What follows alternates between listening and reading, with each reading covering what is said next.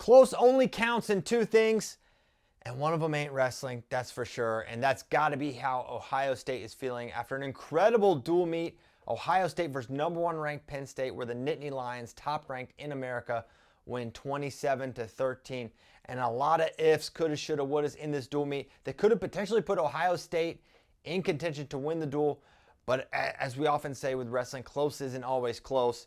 And being in the proximity doesn't always get it done. And Ohio State couldn't quite get it done. But hats off to Ohio State. Amazing crowd at the Covelli Center. And the place, the roof got blown off to get this thing started in a duel that had everything. It had upsets, had controversy, had dominant performances. And starting at 125, Brendan McCrone versus Luke Liljedahl.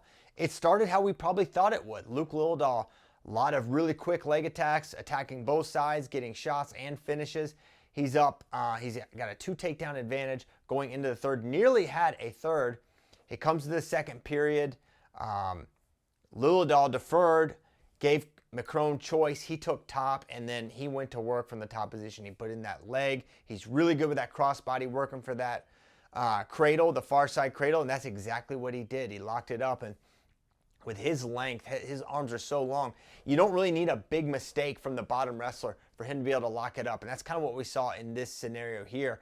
And he's able to lock up the cradle, brings it over, holds him on his back, pin called, and just like that, it's 6-0 Ohio State to get this thing started in a match where they were big-time underdogs. So for Luke Liljedahl, you're like, man, I was dominating, and then you end up on the mat where this guy is best, and you pay the price. But definitely, for Penn State fans and for Luke Liljedahl, that's information for the future, right?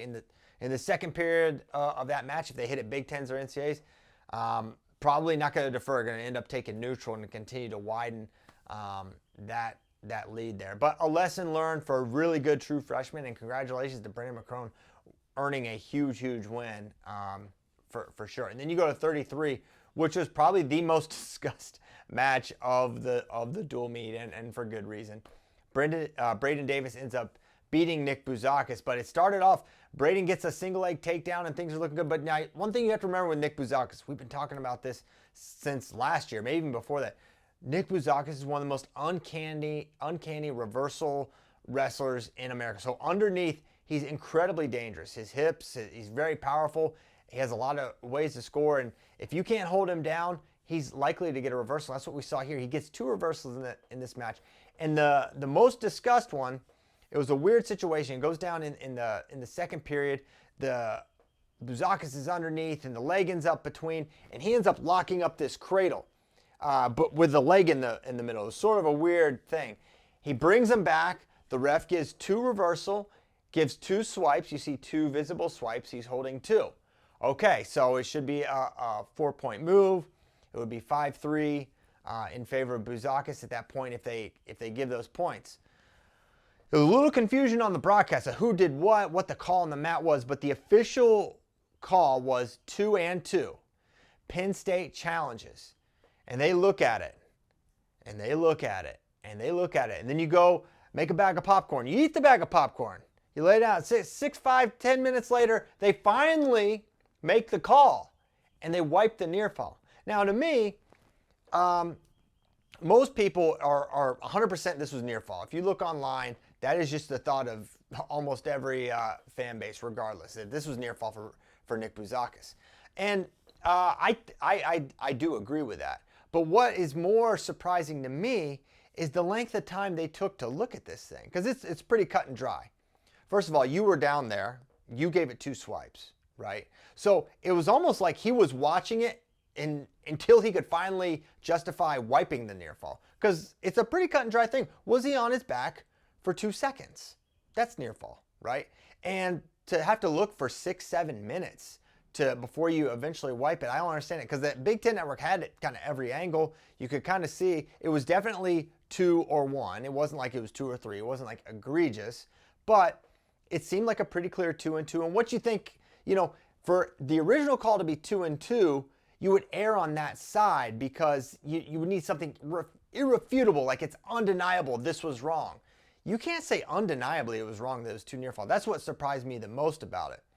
And then, so they end up wiping the near fall, and it's 3-3. Braden Davis gets another takedown, so he clearly has a real neutral advantage here. But remember, Braden hasn't wrestled in a while, and it showed. He looked a little rusty, looked a little tired at the end there. Bouzakis gets another reversal, and then Braden's hit for stalling, and then Bouzakis cuts, and then another stall warning, and Bouzakis is sprinting like crazy. But Braden stayed calm, was able to defend to the very end, and ends up winning this match. And this is one where if they get up 9-0, things can get really interesting. Braden Davis gets his hand raised. He ends up winning this one. Then you go to 141, which is maybe the other biggest story of this one. Bo Bartlett, Jesse Mendez, NCAA Finals rematch. These guys have wrestled 6 times, I believe. And the advantage was 4-1 for Jesse Mendez.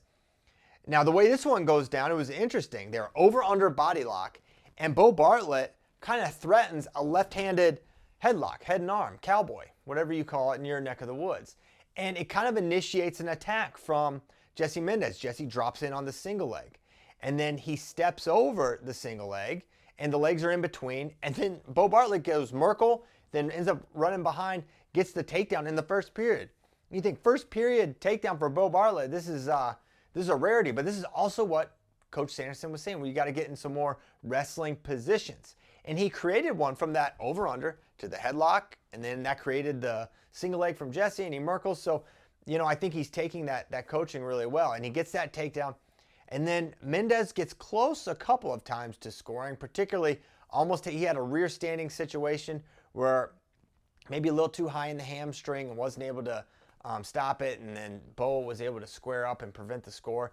And just like that, Bo Bartlett knocks off Jesse Mendez and creates a rankings conundrum because those two have split on the year. Andrew Liras has not lost yet, but he hasn't faced the schedule that Jesse Mendez and Bo Bartlett have. So good luck to John Kozak and JD Rader on those rankings, because I'm not sure how you would figure it out. I think Bo Bartlett's got a great candidacy for the #1 spot, though. So, and just like that, Penn State snatches all the momentum back, right? You have this huge pin, and then out of 140, you would think out of 141, Ohio State should be in the lead, and that wasn't the case. It was 6-6. Then you go to 149, and another great performance by an underdog, Dylan D'Amelio.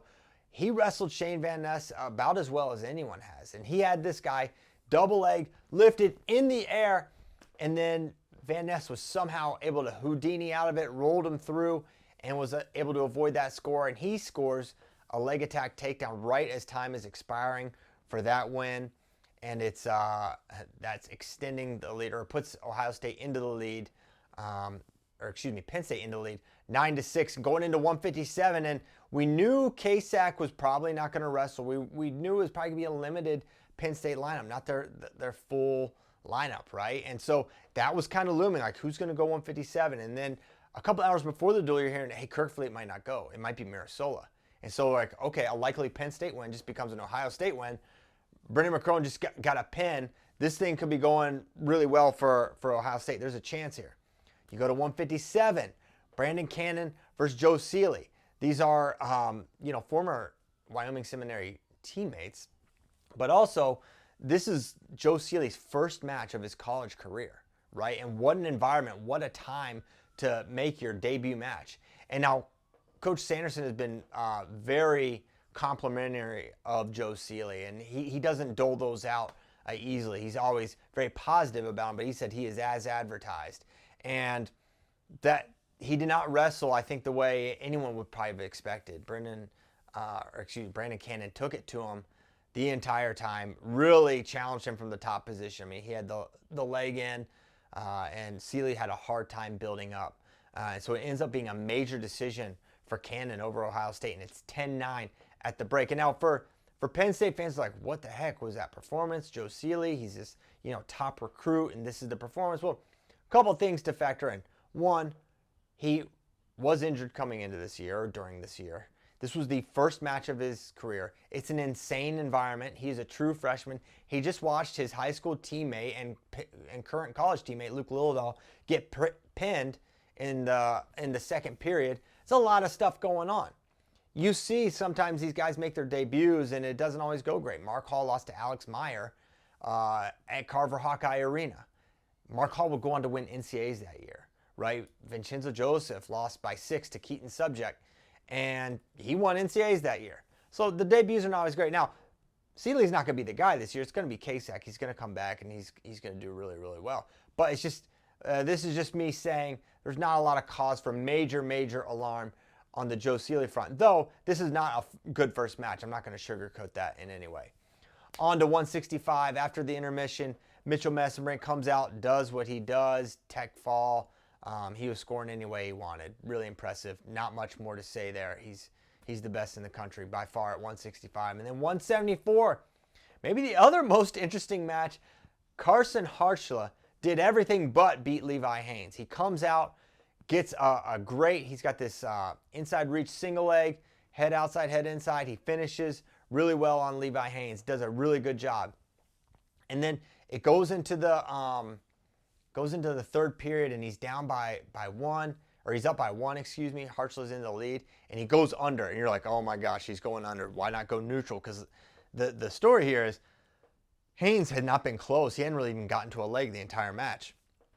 Hartzler goes down, and you just kind of holding your breath like, is he going to get ridden out here? Levi's so good. He could ride out for the tie. Well, he gets out. She's like, okay, Hartzler's in great shape. And then he takes one errant shot, doesn't recover, and it was music to the Penn State fans and coaching staff's ears. I mean, it was exactly what the doctor ordered, because Levi was not able to get in that entire match until this errant shot set up a classic down block re-attack from Levi Haines. And once he got to the leg, there was no doubt he was going to finish. And he gets the finish, gets the win, takes out Carson Hartzler. Very, very tough match. And there's some adjustments to be made there for both the wrestlers. And certainly Levi's got to figure out a different way to get to Hartzler's legs. And for Hartzler, if you can clean up your shot recovery, you maybe just beat a national champion. So huge match there. Definitely one to look forward to at Big Tens. 184, it's kind of like with Messenbrink. Starocci does what he does, scoring any way he wanted against Ryder Rogoski. Was even hitting some ankle picks, which is not something you often see from Carter Starocci. He gets the tech, and then you go to 197 and more of the same. Another tech fall for Penn State, Josh Barr. And what's interesting with Barr is he had a scoreless match going into the third against Poznansky of Rutgers. He goes scoreless into the second period against Seth Shoemate. And it's 4-0 going into the third, and he gets the tech here. I mean, this guy's motor and the shots that he ends up forcing his opponents to take and the easy scores he gets at the end of the match really shows how much a motor and pace and pressure really can still matter in college wrestling. And Josh Barr continues to impress. And then you go to heavyweight. Cole Mirasola goes for Penn State, and Nick Feldman takes care of business there. A couple nice exchanges and flurries, but it's Nick Feldman, a little too much for the true freshman Cole Mirasola. So amazing, amazing dual meet, as you can tell. If you haven't watched it, please go back and watch it on Big Ten Network. It was a really fun duel. And really, if you go back and you look, all right, 27-13, they doubled them up. But if Mendez does what he's supposed to do and beats Bo Bartlett, and then they give the right near fall for Nick Bouzakis and Carson Hartzler doesn't take an errant shot, then Ohio State would have been in position to win that dual meet. But that's the thing with a team as good as Penn State. They figured out a way to win some really tough matches. They dominate where they should dominate, and they're winning some gritty, grimy, nasty matches. And those are the matches that win you Big Ten and NCAA All-American and NCAA titles. So an impressive showing from the most impressive team in the land. Penn State marches on, and I think that's their last big challenge this year. They've got Illinois on Sunday, but really this was the last true test in the dual meet season for Penn State. Amazing dual meet. What were your thoughts? What were your thoughts on the calls? Just how close was Ohio State? And is this the duel of the year? I want to hear from you.